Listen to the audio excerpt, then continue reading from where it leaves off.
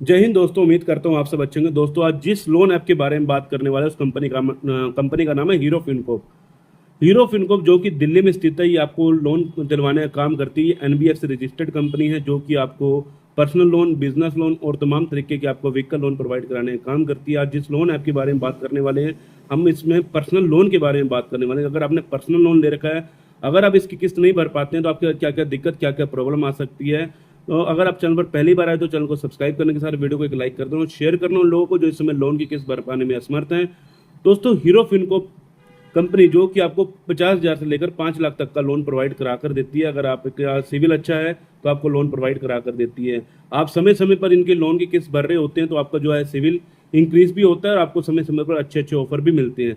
अगर ना जाने किसी के साथ कोई भी दिक्कत प्रॉब्लम बन जाती है, किसी की जॉब चली गई, बिजनेस में लॉस हो गया, तमाम तरीके से अगर कोई भी ऐसी दिक्कत परेशानी बन चुकी है और आप उसकी किस्त भरने में असमर्थ हैं, तो अब आपको इससे कैसे बाहर निकलना होगा। क्योंकि जब लोन कंपनी का आप लोन नहीं भर पाते, तमाम तरीके से लीगल का प्रोसेस करके कंपनी आपको उलझन में डाल देती है। हीरो फिनको अपनी तरफ से बेस्ट काम करती है आपको लोन प्रोवाइड करवाने का और आपको जो भी समय समय पर अच्छे अच्छे ऑफर देने का। तो ये लोन कंपनियां होती हैं हमेशा एनबीएफसी रजिस्टर्ड, जो कि बेस्ट आपको सर्विस प्रोवाइड कराती हैं। लेकिन जब आप इसकी लोन की किस्त नहीं भर पाते हैं तो दिक्कत परेशानी क्या आनी शुरू होती है। सबसे पहले आपका इसमें सिविल डाउन होगा। सबसे ज़्यादा इसमें सिविल डाउन किया जाता है अगर आप लोन की किस्त नहीं भरेंगे। अगर आप पहले ही महीने आप देखेंगे आपका सिविल जो है बहुत ज़्यादा डाउन होता दिखेगा। 750 सिविल है, अगले महीने आप चेक करेंगे 730 भी हो सकता है, 720 भी हो सकता है। तमाम तरीके जितना आप लेट करेंगे उतना आपका सिविल डाउन होना शुरू हो जाएगा। इसमें इसके बाद इसके रिकवरी एजेंट आने शुरू हो जाते हैं आपके घर पर कि भैया इसके घर के रिकवरी एजेंट जो है, इसके रिकवरी जो है घर पर भी आते हैं। तो अब हम बात करने वाले हैं नोटिस के बारे में, एजेंट के बारे में और केस के बारे में। ये 3 तरीके की इसके अंदर जो है जानकारियां इसमें आपको मिलने वाली। सबसे पहले हम बात कर लेते हैं नोटिस के बारे में। नोटिस किस प्रकार की कंपनी आपको भेज सकती है और भेजती है, ध्यान रखिएगा। अगर आपका लोन इससे है तो इसमें कुछ ना कुछ दिक्कत प्रॉब्लम आ जाती है, बाहर निकलने के रास्ते भी दिए जाएंगे।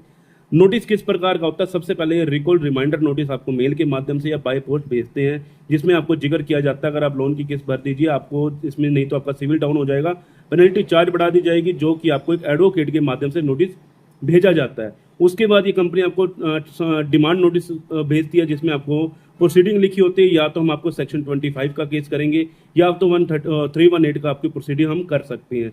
अगर आप इन नोटिस का रिप्लाई नहीं देते हैं तो आपके साथ ये दिक्कत परेशानी बना देते हैं। तो नोटिस के लिए ये दिक्कत है, अगर आप नोटिस का रिप्लाई नहीं करेंगे तो आगे जाके आपको दिक्कत आ सकती है। अब एजेंट की बात कर लें, आप जहाँ भी रहते हैं शहरों में इसकी रिकवरी एजेंट बहुत ज़्यादा आते हैं। हर शहर में अलग अलग एजेंसियां, जैसे मान के चलो एक कंपनी दिल्ली में स्थित है तो इसके ऑल ओवर इंडिया में बहुत सारे इसके ऑफिस हैं, तो हर जगह पे इनकी रिकवरी एजेंसियां मौजूद हैं। तो रिकवरी एजेंट इनके घर पर आ जाते हैं। ठीक है, अब इसके बाद हम बात करेंगे केसेस की। तो हाँ, ये कंपनी केस भी फाइल कर देती है। किस प्रकार का? अगर आपकी ईसीएस लगी तो या तो 25 का केस या फिर 318 का केस, बीएनएस की धारा 316, 318 का केस भी ये कंपनी जो है फाइल कर देती है। तो अब इसके अंदर हमको कैसे बाहर निकलना होगा? सबसे पहले आपको निकलने का बेहतर तरीका ये है, अगर आपको लगता है कि हम अगले महीने लोन को डिफॉल्ट कर देंगे, आपको लगता है कि हम अगले महीने इसकी किस्त नहीं भर पाएंगे, तो इसमें आपको क्या करना चाहिए? इसके करने के अगर आप लगता है तो आपको एक कंपनी को लीगल प्रायर नोटिस एडवोकेट के माध्यम से भिजवा देना चाहिए। एडवोकेट से जो लीगल प्रायर नोटिस भेजा जाएगा उसमें आपको इसमें जो है टाइम एक्सटेंशन की मांग की जाएगी कंपनी से कि भैया मुझे थोड़ा सा समय चाहिए।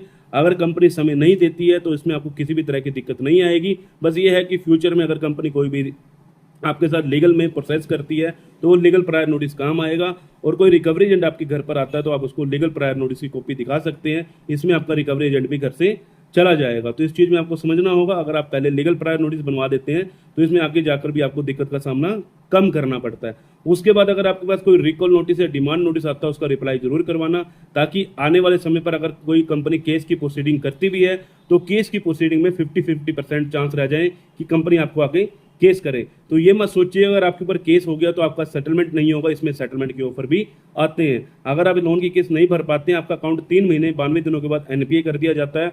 एनपीए होने के 1 महीने के बाद या 2 महीने के बाद रिकवरी एजेंट आपको कॉल करते हैं कि भैया आप सेटलमेंट करवाना चाहते हो तो सेटलमेंट करवा सकते हैं। इसमें आपको अच्छा ऑफर भी मिल जाता है सेटलमेंट का और आप इससे आसानी से बाहर निकल जाते हैं। अगर केस की पुष्टि हो जाती है या तो कोलकाता या फिर दिल्ली या फिर आपको कहीं ना कहीं बुलाया जा सकता है केस की फाइल के लिए कि हाँ भैया आपको आना होगा। अगर अगर आप इन चीज़ों से निकलना चाहते हैं, बाहर निकलना चाहते हैं, आपको समय से एक एडवोकेट हायर कर लेना चाहिए कि भैया आने वाले समय पर आपके पास किसी भी तरह की कोई दिक्कत ना आए।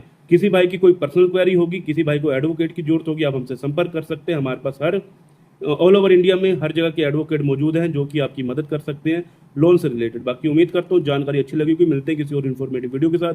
जय हिंद, जय भारत।